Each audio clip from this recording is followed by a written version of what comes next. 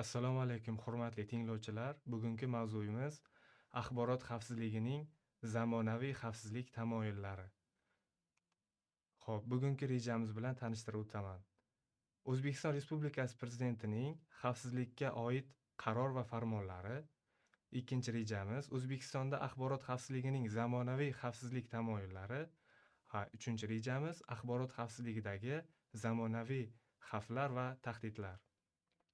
Hozirgi kundagi bizga ma'lumki, yurtboshimizning yoshlarga oid davlat siyosatini chora-tadbirlari ko'rish bilan birgalikda yoshlarni kiber xavfsizlikka qiziqishini oshirish hamda kiber xavfsizlik bilan bog'liq dunyoviy va hozirgi kundagi O'zbekistondagi tahdidlarni oldini olish borasidagi, demak, respublikamizning axborot xavfsizligiga oid bir necha tadbirlar joriy qilingan. Shu bilan birgalikda O'zbekiston Respublikasi Prezidentining axborot xavfsizligiga oid qaror va farmonlari mavjud.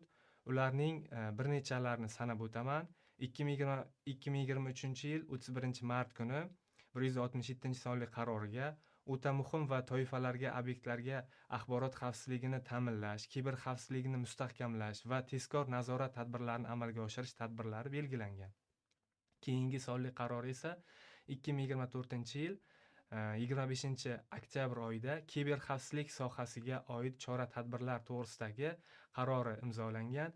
Ushbu O'zbekiston Respublikasi Prezidentining kiber xavfsizlikka oid qaror va farmonlarini ijrosini ta'minlash maqsadida axborot kommunikatsiya texnologiyalari sohasidagi bir necha o'zgarishlarni biz sanab o'tishimiz mumkin.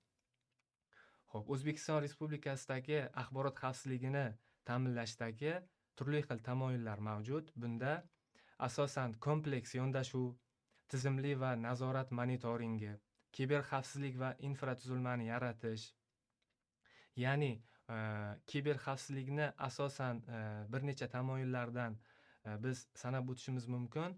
Demak, hozirgi kundagi axborotni klassifikatsiya qilish va himoyalash, kadrlar tayyorlash va malakasini oshirish, foydalanuvchilarni xabardor qilish va ta'lim berish asosan hozirgi kundagi foydalanuvchilar bilan bir necha axborot xavfsizligini ta'minlashga oid faoliyat olib borilmoqda.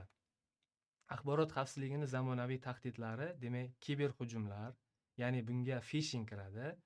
Xo'p, DDoS hujumlar, ayniqsa veb-sayt yoki veb serverlardagi bir necha ommaviy ravishda serverlarni buzilishi va tahdidlarni sodir bo'linishi bu DDoS hujumlarga kiradi.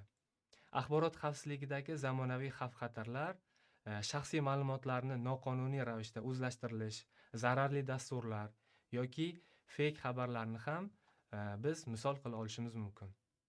Hozirgi kundagi axborot xavfsizligidagi infrastrukturani yaxshilashga oid bir necha chora-tadbirlar rejasi amalga oshirilmoqda.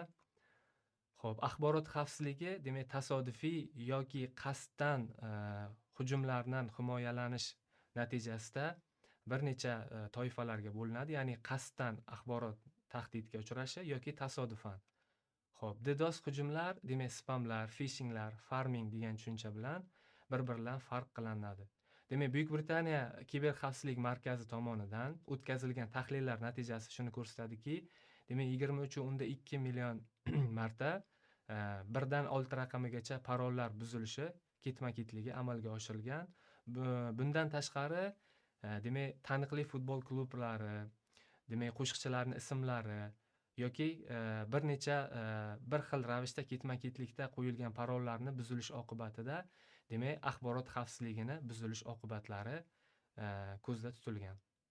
Xo'p, maxfiylik darajasida parolni keng tarqalgan so'zlardan, demak, iborat bo'lmasligini lozim topib, demak, maxfiylik darajasini ta'minlashimiz mumkin. Demak, parollarni murakkablik darajasini, demak, turli xil simvollardan iborat, tasodifiy kombinatsiyalardan iborat bo'lishini ta'minlashimiz lozim. Xo'p, demak, axborot xavfsizligini ta'minlashda eng asosiy bizga yordam bo'ladigan dasturiy ta'minotlardan bu, demak, turli xil antivirus dasturlarini misol qilishimiz mumkin. Xo'p, begona elektron pochta xizmatlari orqali ham biz ijtimoiy tarmoqlardan foydalanish jarayonida kiber xavfsizlik hujumlariga uchrashimiz mumkin.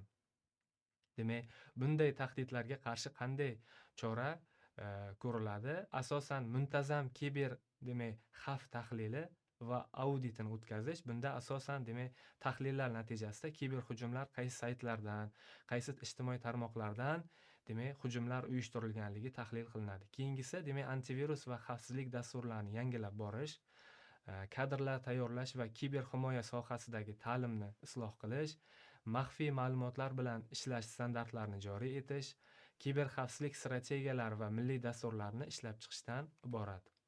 Bugungi mavzuyimiz shulardan iborat edi. E'tiboringiz uchun rahmat.